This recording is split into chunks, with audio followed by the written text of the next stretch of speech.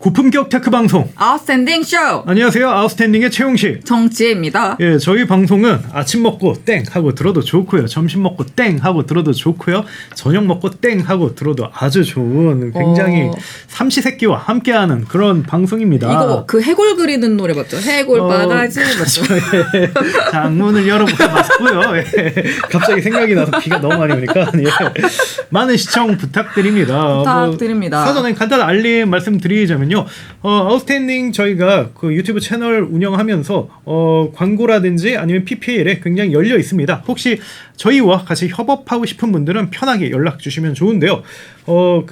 어디로 연락하면 되냐면 help@outstanding.kr로 이렇게 연락을 주시면 저희가 아주 친절하게 응대를 해드리겠습니다. 그래서 아스쇼의 경우 굉장히 놀라운 광고 매체 효과가 있는데 그게 뭐냐면 이걸 콘텐츠 보는 사람들은 거의 대부분 스타트업 관계자들이거든요. 맞습니다. 그렇기 때문에 정말 유실 없이 100% 그런 도달이 가능하다. 유실 없이, 사실 뭐 창업자 16명의 뭐 그 스펙 알아보고 이거 누가 궁금해하겠어요. 일반인들은 그렇게 궁금해하지 않고 맞아요. 딱 스타트업에 있는 분들만 궁금해합니다. 그래서 많은 관심 부탁드리고요. 예. 그럼 오늘 이야기해볼 주제는 무엇인가요? 오늘 일단 저희 스튜디오에 이성봉 기자님이 나와 계시는데요. 그 이성봉 기자님이 굉장히 이커머스 관련해가지고 좋은 취재를 많이 하셨어요.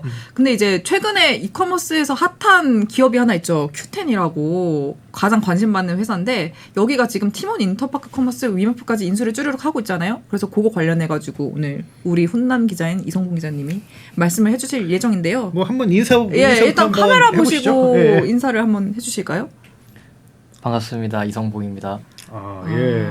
굉장히 훈훈함이 그 영상 바깥으로 나오네요. 네. 그래서 정말 Q10이 그래서 이렇게 사업자를 모으면서 몸집을 불리고 있는데 지금 1, 2등이 뭐 말씀하신 것처럼 그 쿠팡과 네이버란 말이죠. 네.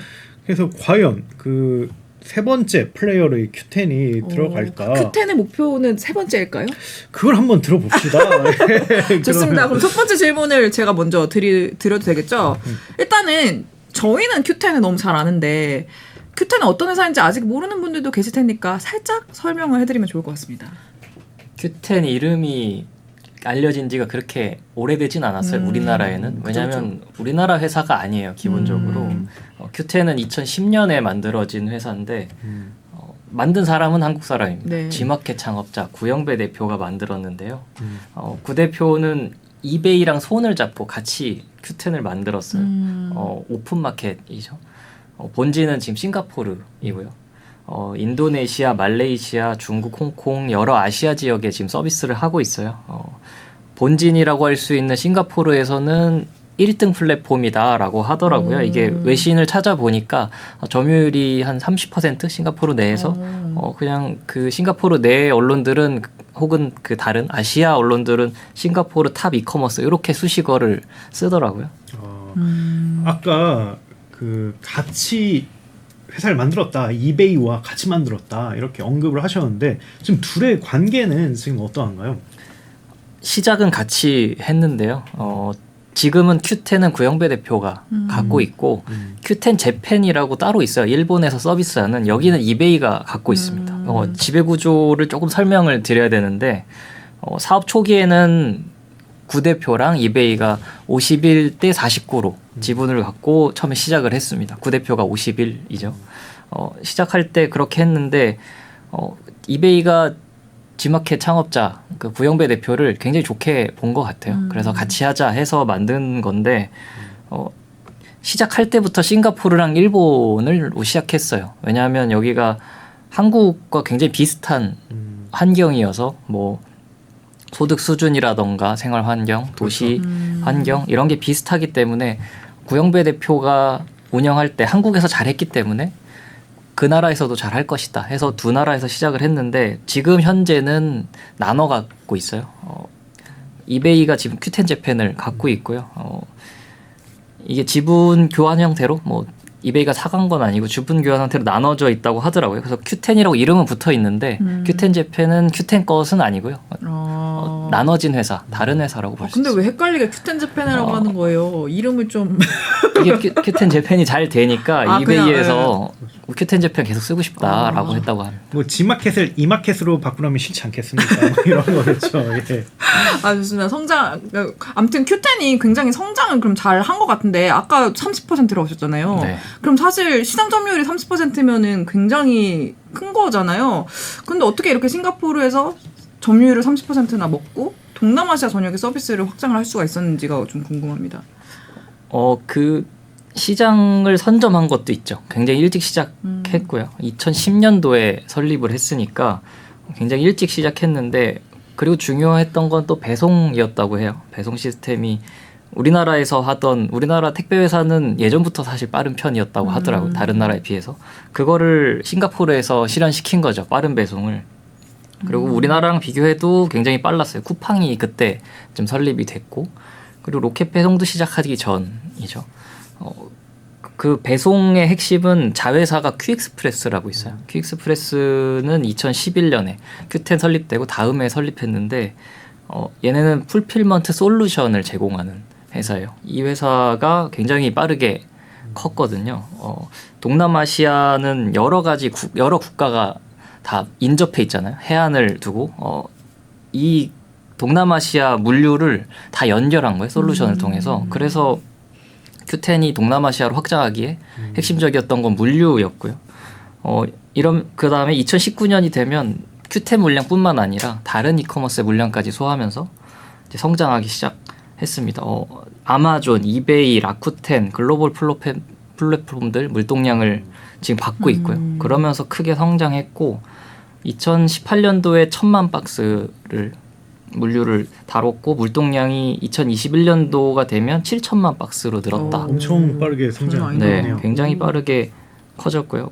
우리나라에서는 쉽게 그냥 쿠팡이 물류로 컸다라고 말하는데 큐텐도 동남아시아에서 그렇게 컸다라고 볼 수 있습니다.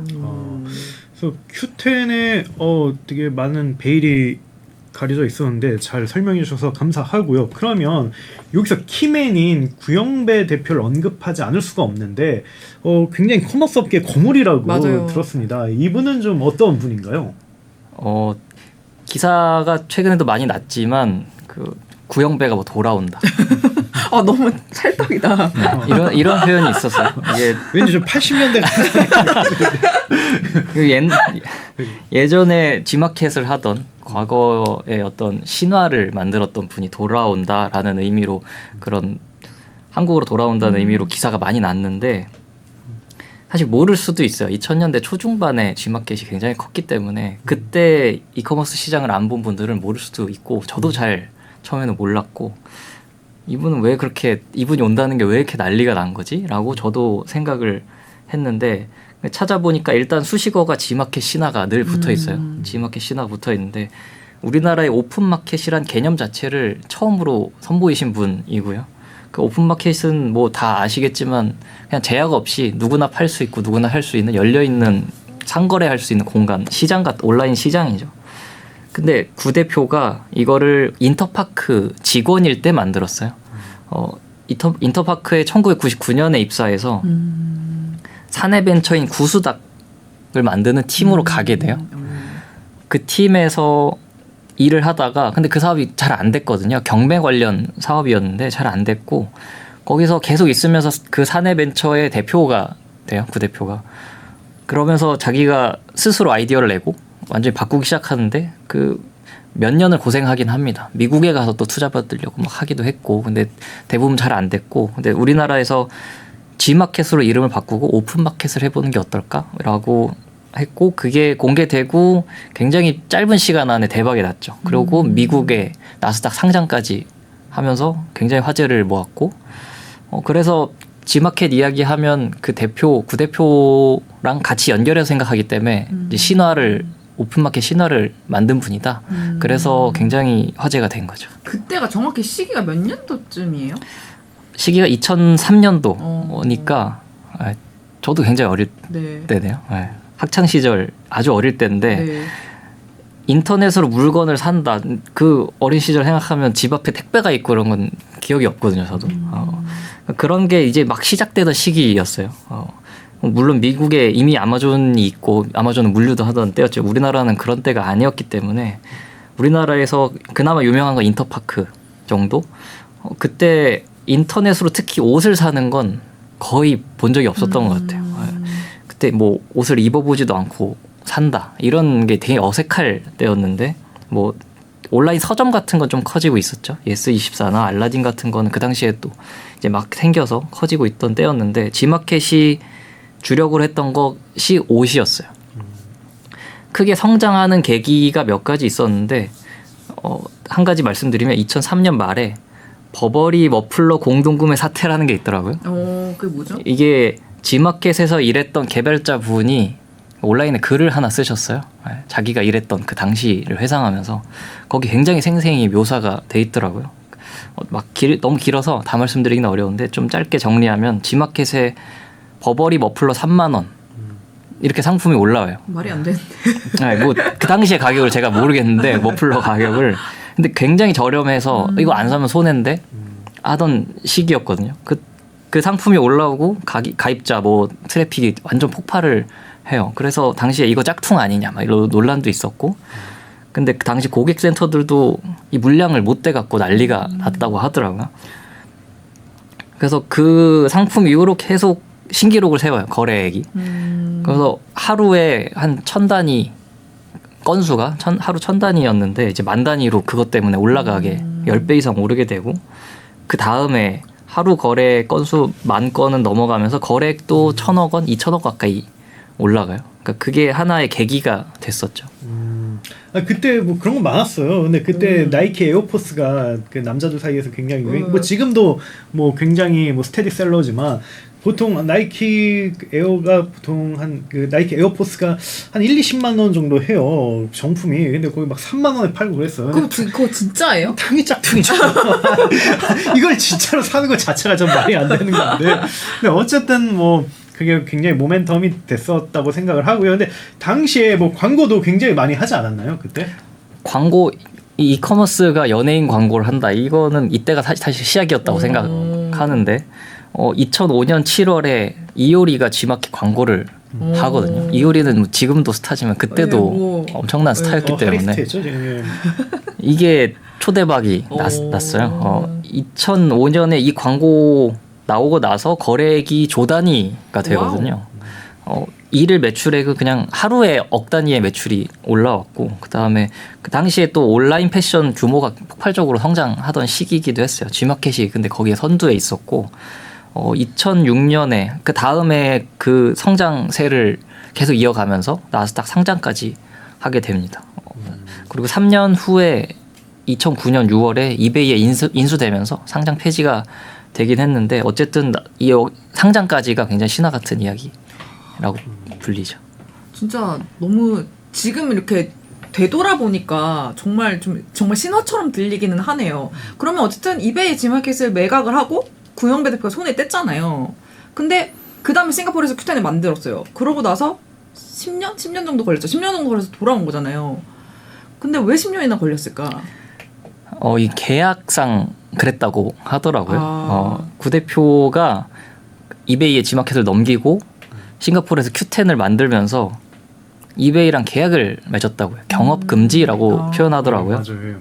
영업상 경쟁을 금지하는 계약 뭐 이런 건데 그러니까 국내 이커머스에 들어오지 마라. 10년은. 그럼 그거 만약 어기면 어떻게 돼요?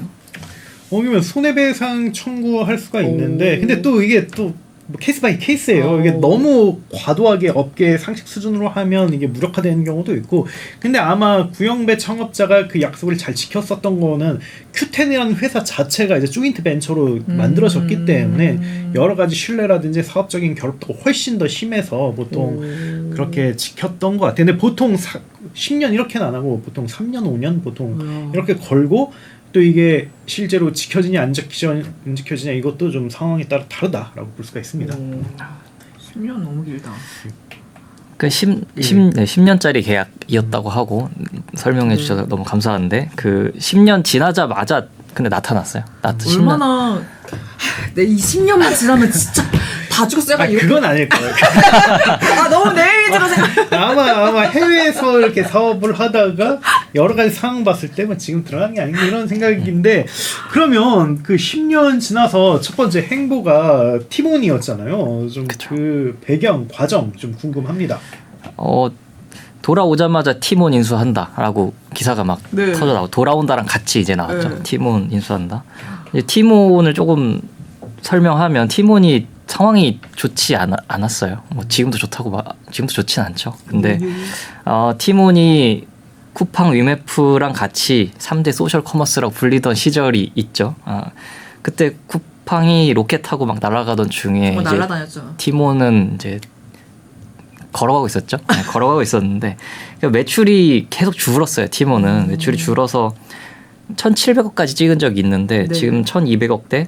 그리고 중요한 건 돈이 너무 없어서 7년째 완전 자본 잠식 상태이고 누적 적자는 조달 1조가 넘어가요. 네, 그런 상태고 사실상 경쟁력이 매우 약해졌는데 그렇죠.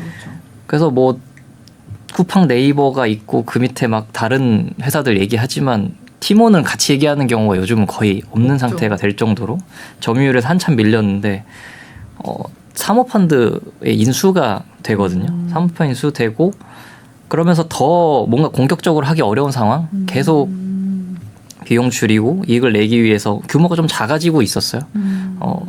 조금 더 타이밍이 좋았으면 어땠을까 하는 생각이 들지만 기업 가치가 계속 떨어지는 중이었죠. 아니 그러면은 대체 왜 티몬을 인수하신 거죠? 이게 두 양측의 입장을 조금 보면 이해할 수가 있는데 네. 큐텐이 왜 티몬을 샀을까, 무엇을 필요로 했을까 네. 이렇게 생각해 보면 티몬이 실적이 안 좋고 거래액도 점점 낮아지고 있고 매출도 줄지만 계속 갖고 있는 게 있었어요. 계속 갖고 있는 게 이제 셀러 그리고 이용자 여전히 이용자들이 있거든요. 셀러와 이용자들이 있는데 앱 모바일 인덱스를 보니까 매월 여전히 300만 명이 티몬에 접속을 해요. 그리고 거래액도 아직도 조단이긴 해요.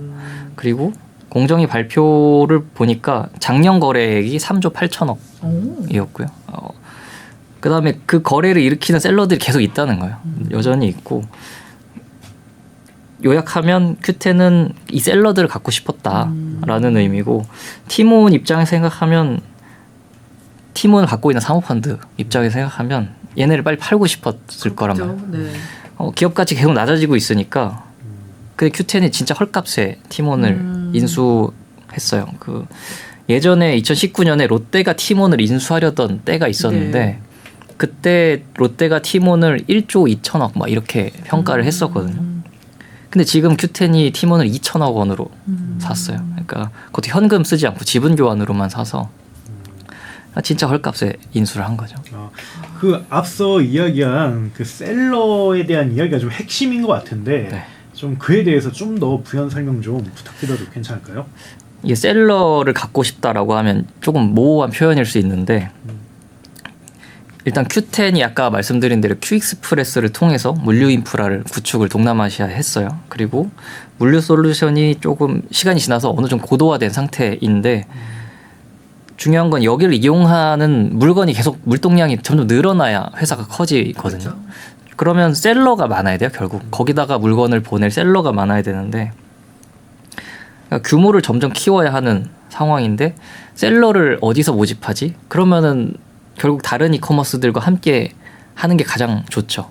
근데 지금 상황이 한국 K 컨텐츠, 한국 문화가 점점 동남아시아 쪽 또 다른 나라에도 많이 퍼지고 있는 상황에서 한국 상품에 대한 선호도가 점점 높아지고 있거든요. 그러면 티몬이든 어디든 이렇게 조단위의 거래액을 내는 회사들 여기 있는 셀러를 우리가 가지면 굉장히 큰 물동량을 끌어올 수 있는 거죠.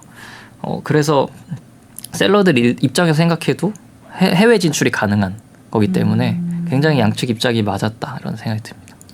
그러면은 이후에 구영배님이 인터파크 커머스도 인수를 하시고 위메프도 연달아서 인수를 하셨잖아요. 그러면 그 이유가 모두 다 셀러를 갖고 싶어서입니까? 세 회사 합치면 이제 티메파크라고 네. 누가 붙였는지 저는 신조어가 모르겠는데 또 생겼더라고요. 네. 티메파크라고. 비슷하다고 볼 수 있죠. 위메프 상황만 보면 티몬이랑 굉장히 비슷해요. 비슷한 상황이고 이용자도 줄고 여기도 완전 자본 잠식 상태고 위메프는 특히나 코로나 시기에는 대부분의 이커머스 거래액이 늘었는데 네. 혼자서 역성장을 했어요. 그랬군요. 네, 혼자서 매출이 줄었고 근데 거래액을 보면 여전히 작년 거래액만 보면 2조 4천억 조 단위의 거래액이 나오거든요. 인터마크 커머스를 보면 인터마크가 쇼핑이랑 도서 부분을 좀 나눈 회사예요. 여기는 점유율로 치면 1%도 안 되긴 하는데 여기도 거래액이 7천억 수준이거든요. 그래서 얘네들을 모으면 거래액이 꽤나 되죠.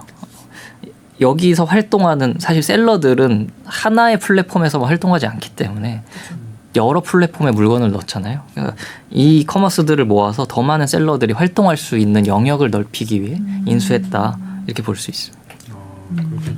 그래서 제가 티몬과 위메프의 뭐 재무나 투자 쪽에 관련된 분들이랑 만났는 게 한 몇 년 전에 만난 적이 있었는데, 근데 그분들은 근데 정말 뭐랄까 확신하고 있더라고요. 그러니까 비즈니스 가치라든지 이런 거를. 그래서 사실 수조 원의 거래액을 갖고 있는 플랫폼이 해외에서는 그렇게 많지 않은데 우리는 그걸 가지고 있고 이용자 충성도가 있다. 물론 좀 결손이 많다는 거는 좀 단점이긴 하지만, 근데 정말 뭐 그들의 역량이라든지 노하우는 절대 무시 못하는 것 같아요.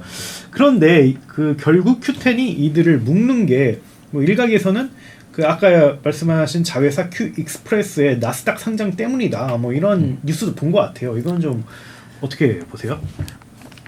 지금도 계속 나오고 오늘도 나왔더라고요. 기사가. 그러니까 퀵익스프레스 상장 때문에 하는 것이다라는 기사가 진짜 많이 나오는데 뭐 그 근거 중에 하나가 미국 증권거래위원회 심사를 받고 있다. 이게 외신에도 보도가 됐고 뭐 이런 그다음에 최근에 그 채용 공고 하나를 봤는데 채용 공고가 이제 Q10에서 낸 네. 광고인데 IR 담당자 채용한다. 뭐 이런 공고가 있었어요. 그러니까 상장 관련 업무 경력 우대 뭐 이런 표현도 있었는데 그러니까 아예 상장으로 가기 위한 움직임들이 아주 작은 단서들이 계속 나오고 있어요. 그러니까 사실상 업계에서는 상장 준비 하려고 하는 거다. 뭐 이렇게 보는 곳이 많고요. 그다음에 뭐 전략적으로 상장 전에 몸집을 키우는 거다. 그래서 그렇게 얘기를 하는 건데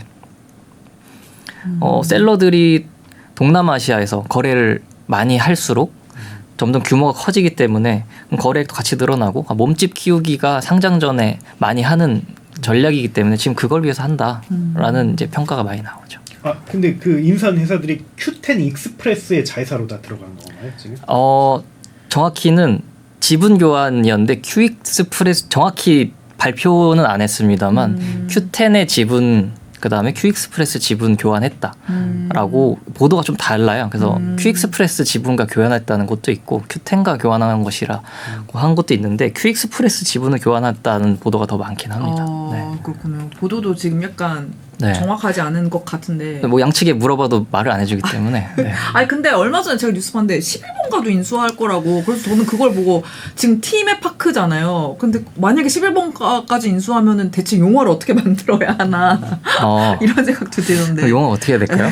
팀의 파크 11? 그러니까 그게 제일 낫죠. 아니면 11 팀의 파크. 예. 근데 이제 11이 맨 앞에 오는 건 약간 인수 순서를 봤을 때 약간 새치기 같은 느낌이 든다. 아 근데 인수를 진짜 한대요? 아니, 뭐 11번가에 있는 팀의 파크. 농담. 인수를 진짜 한대요? 진짜 인수한답니까? 뭐 앞서 얘기한 대로 일단 양측은 뭐 아무 말도 해주지 않고요. 물어봐도 대답은 안 해주지만 Q10 측이나 뭐 11번가 쪽은 그냥 말씀드릴 수 없다. 혹은 뭐 고려 중이지 않다. 요 정도 표현까지는 하는데 소문이 너무 많아서 그러니까. 얘기를 제가 들은 것들은 둘 다 원하긴 한다. 되면 좋겠다인데 이제 방식의 이견이 있어요. 왜냐하면 Q10은 팀의 파크를 전부 지분 교환으로 현금 없이 샀는데 그 굉장히 헐값에 샀어요. 근데 11번가의 주주들은 털고 싶거든요. 엑시트하고 현금을 받고 싶은데 그 사모펀드들이 이제 투자를 했는데 5년 후에 상장하기로 11번가가 상장하기로 약속을 했었대요. 근데 그 5년 후가 올해 9월이에요. 얼마 안 남았네요. 그러니까 사실상 이제 무산이 된 건데 그럼 이제 매각을 해야 하는 상황인데 상장이 그 계약 내용을 보면 상장이 실패했을 때 투자금 5천억 원 규모였구나. 투자금 5천억 원에 연 8% 이자를 붙여서 돌려줘라. 뭐 이런 내용이 있었다고 해요. 그러면 11번가가 그거를 줄 돈이 없거든요, 지금. 11번가 그냥 자산을 좀 보면 현금 자산이 단기금융상품까지 포함해서 945억 원이 있었고 그다음에 자본 총계만 봐도 2,600억 원이에요. 그러니까 그 돈을 줄 수가 없고 그다음에 이미 적자도 매년 1,000억 원대로 계속 나고 있거든요. 그러니까 지금 모 회사가 SK 스퀘어인데 SK 입장에서도 굉장히 부담스러운 상황이어서 그러니까 엑시트를 시켜주는 게 가장 좋은데 그러니까 이게 어려우니까 근데 큐텐은 계속 지분 교환하자 이런 입장이고 이게 입장이 달라서 이제 방식 때문에 굉장히 어렵지 않을까 이런 생각이 듭니다. 그럼 결국 11번가의 주주들은 그러면 현금 달라 뭐 이런 얘기고 마음에 안 든다 뭐 이게 결국 문제 핵심인 거네요. 그러면 그렇죠. 현금을 받고 싶은데 지분 교환은 싫고 그리고 또 하나의 문제는 이제 가격이 안 맞는 거예요. 가격이 안 맞는 게 투자자들은 2018년도에 2조 7천억 원으로 평가를 하고 투자를 했어요. 그러니까 지금 한 3조는 받고 싶어 한다고 하더라고요. 근데 그 시절이 아니니까 지금 11번가가 3조 원이라고 하면 지금 사람들이 이제 이해를 못 하겠죠. 네. 근데 Q10에서는 1조 원 아주 비싸게 쳐줘야 1조 원이다 이렇게 한다고 하더라고요. 그러니까 1조 원으로 가면 당연히 투자자들은 너무 손해가 막심하니까 안 하고 싶은 거죠. 게다가 지분 교환으로 하겠다? 그러면 더 납득하기 어려울 거고 그다음에 주주 중에 그 국민연금이 있어요. 국민연금이 있는데 국민연금이 이 지분 교환 방식에 반대하고 있다는 보도가 있더라고요. 그래서 또 이 11번가를 인수할 때 펀드를 만들어서 한 건데 이 펀드 만기일 연장도 국민연금이 일부 반대하고 있다고 하더라고요. 그래서 국민연금이 어떤 선택하는지도 좀 영향을 미칠 것 같고요. 그러니까 양측이 지금 이런 방식을 고수하면 Q10이 11번가를 인수하는 건 조금 가능성이 그렇게 높지는 않다. 아니, 갑자기 바뀔 수도 있지만 네, 그렇게 생각됩니다. 근데 어쨌든 여러 가지로 봤을 때 너무 의견차가 커가지고 딜이 이루어질 가능성이 낮기는 하지만 그래도 우리는 만약을 항상 생각을 해야 되니까 만약에 정말 딜이 성사돼서 11번가를 인수하게 돼요. 그러면 어떻게 되는 거죠? 그렇죠. 갑자기 이제 양측이 마음을 바꾸고 하자라고 할 수 있죠. 드라마에서 자주 있는. 네, 아니 그렇게 할 수도 있는데 지금 11번가가 시장 점유율을 보면 7% 작년 기준으로 7% 정도고 티맵파크는 다 합쳐도 5% 좀 안 되거든요. 그러니까 다 11번까지 인수했다. 그러면 전체가 보니까 11.6%더라고요. 정확히. 근데 지마켓 이제 네이버 쿠팡 다음으로 지마켓이라고 하니까 지마켓, 스타컴, 옥션 요 3총사가 있죠. 얘네가 한 10.1%더라고요. 작년 공정위 발표에 따르면. 그러니까 다 합치면 얘네를 넘어서기는 해요. 그러니까 그렇게 되면 사실 11번가도 좋거든요. 11번가도 좋고 왜냐하면 Q10은 셀러를 늘리는 게 좋고 그다음에 11번가 입장에 생각하면 다시 기회가 생기는 거여서 이제 또 우리가 성장할 수 있지 않을까? 그냥 해외 진출을 할 수 있는 기회가 생기는 거라서 이것도 또 들었는데 11번가가 예전 2017년에 태국 진출을 한 적이 있더라고요. 저도 잘 몰랐는데 2017년에 태국 진출을 했다가 잘 안 돼서 태국에다가 다 그냥 매각을 했다고 하더라고요. 그러니까 근데 Q10은 11번가가 전에 하고 싶어서 했다가 잘 안 된 거를 이미 하고 있는 회사이기 때문에 둘이 합쳐지면 이제 양측은 좋다 이런 생각이 듭니다.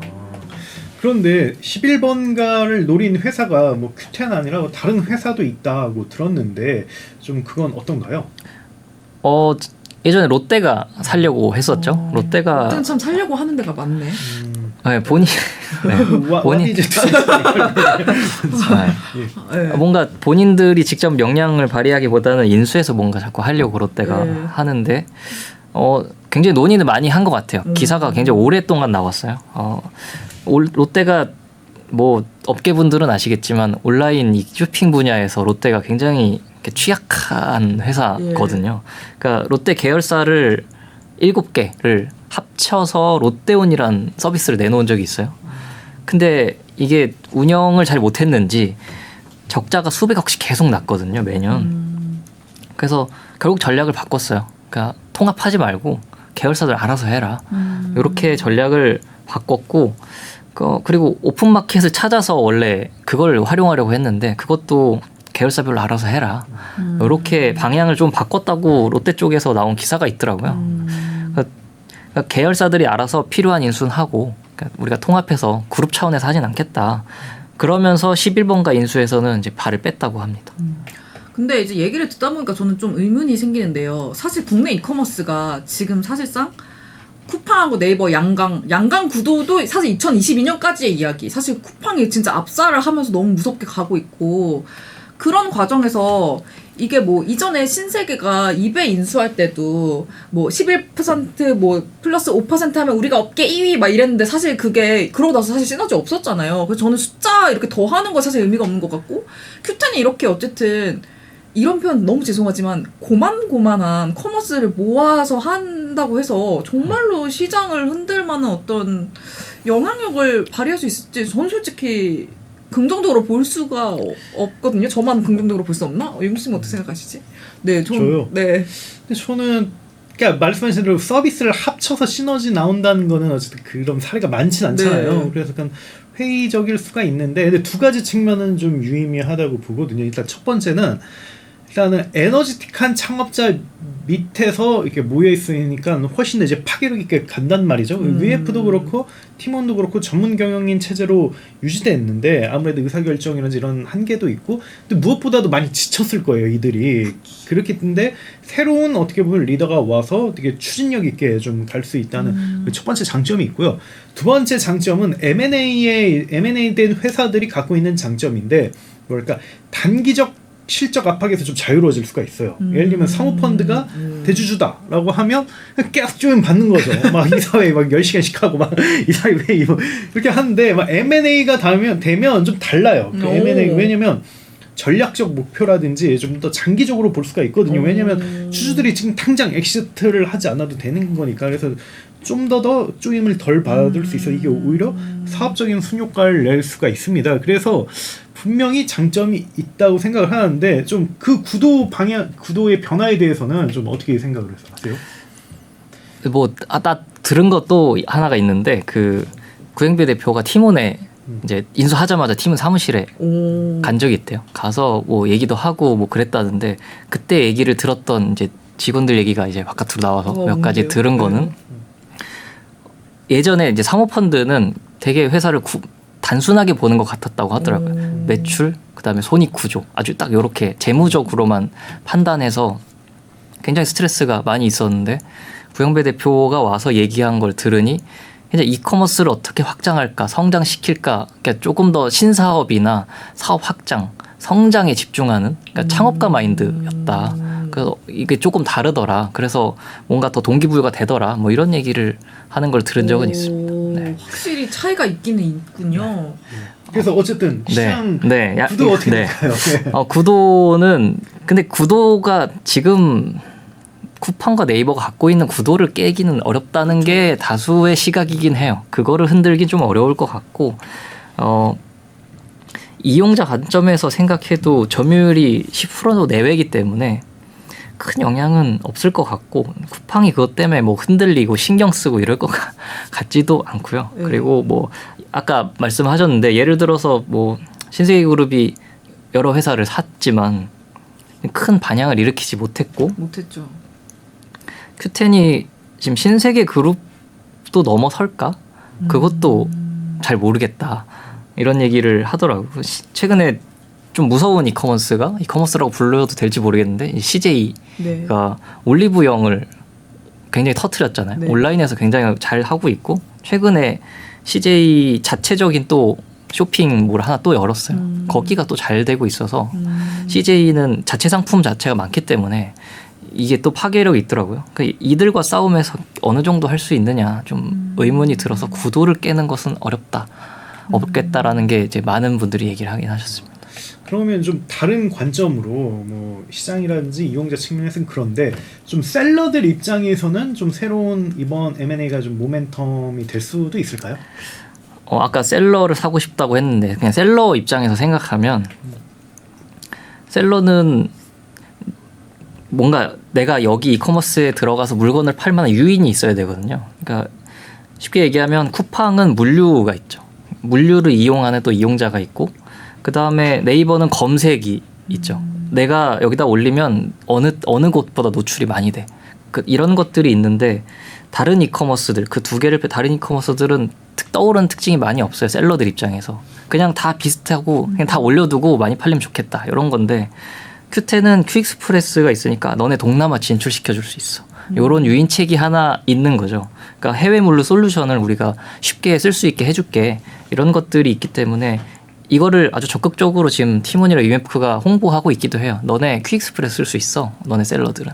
이런 면에서 셀러들 입장에서 조금 들어갈 만한 유인은 있다, 이렇게 볼 수 있어요. 근데 쿠팡도 역직구 뭐 하지 않아요? 로켓크로스라고 하나요? 뭐 좀 역직구 시장을 좀 노리려고 하는 것 같던데.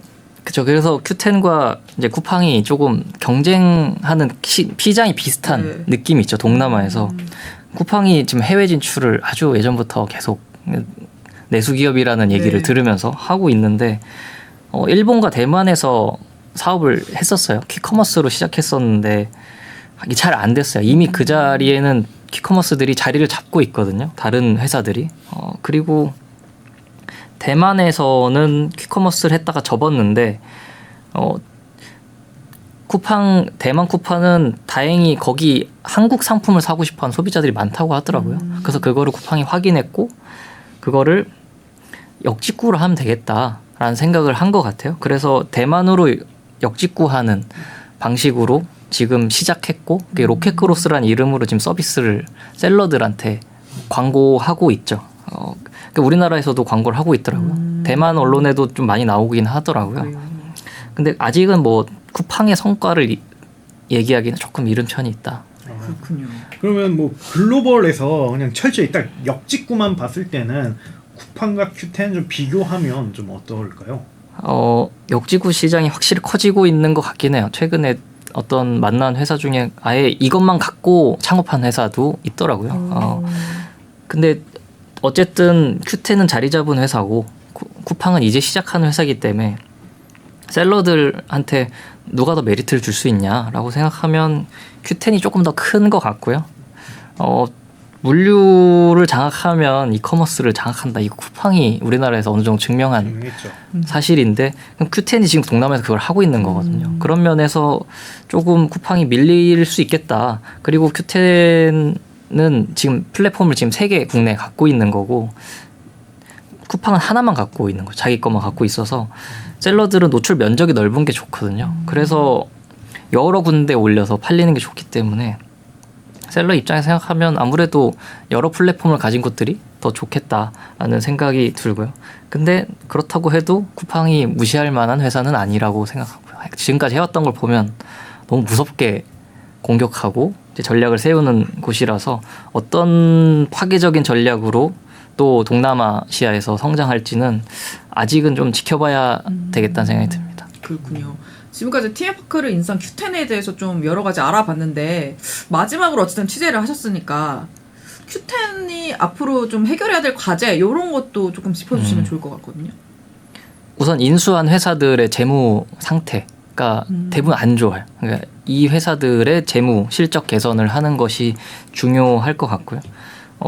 제가 찾아보니까 티몬이랑 UMF는 계속 기업 가정에 대한 불확실성이라는 지적을 회계감사에서 받았더라고요. 그러니까 유동성은 거의 없고 자본 잠식이다. 너네 정말 재무적으로 어렵다. 계속 기업을 운영할 수 있을지 의심이 든다. 이런 내용인데, 그러니까 이런 회사들을 지금 산 거예요. 큐텐은. 그러니까 굉장히 이게 실적 개선이 빨리 안 되면 계속 부담으로 올 거고, 그러니까 큐텐의 사실 매출 실적은, 그러니까 싱가포르 회사의 실적은 아직 막 드러나진 않았어요. 그냥 추정치만 언론에 나오는데 뭐 매출 1조 원 정도라고 하는데 어느 정도 지원해 줄 수 있을지는 모르겠어요. 근데 뭐 관계자분들 얘기를 들으면 아직 금전적 지원은 없다. 그냥 전략적인 것만 같이 한다. 뭐 이런 얘기를 하는데, 지금 최근 오늘 보도를 아까 들어오기 전에 보고 왔는데 구조조정이 거의 마무리되고 있다 이런 얘기가 나오더라고요. 그 티맵파크에 대한. 근데 지금 절반 정도는 거의 나간 것 같아요. 직원들이 절반 직원 나오고 그 규모가 거의 600명 가까이 된다라고 하더라고요. 구조조정을 굉장히 강도 높게 했고 그러니까 실제로 그것들을 하고 있는 것 같아요. 재무구조나 실적 개선을 위해서 많은 것들을 바꾸고 있는 상태고요. 이런 체질 개선도 결국 아까 말씀드린 상장과 무관하지 않기 때문에 이런 상장을 위해서 티맵파크의 구조를 바꾸는 것 이게 중요한 과제라고 생각합니다. 너무 큰 과제다. 근데 개인적으로는 좀 티몬이나 UF 보면서 분명히 괜찮고 호감이 가는데 근데 워낙 좀 재무적 이슈가 있다 보니까 이게 투자자들이 진짜 머리 아프고 거기 다니는 분들도 네. 좀 힘들겠다라는 생각을 했어요. 근데 어쨌든 이제 새로운 모멘텀을 맞게 됐다는 것만으로도 저는 좀 높게 볼만하고 우리가 기대할 볼만하지 않을까. 그리고 확실히 구형배 창업자가 정말 커머스 업계에서 굉장히 많은 그런 유산을 남긴 분이기 때문에 더더욱 기대해 볼만합니다. 그래서 좀 오늘은 이성봉 기자와 함께 Q10에 대해서 이런저런 이야기를 나눠봤는데요. 어느 정도 그 시청자분들이 참조를 했으면 하는 바람이고요. 앞으로도 저희 아스쇼는 더 재미있는 주제, 더 흥미로운 주제 가져오도록 하겠습니다. 그러면 좋아요, 구독, 알림 설정까지 부탁드리며 저희는 다음 이 시간에 인사드리도록 하겠습니다. 감사합니다. 감사합니다.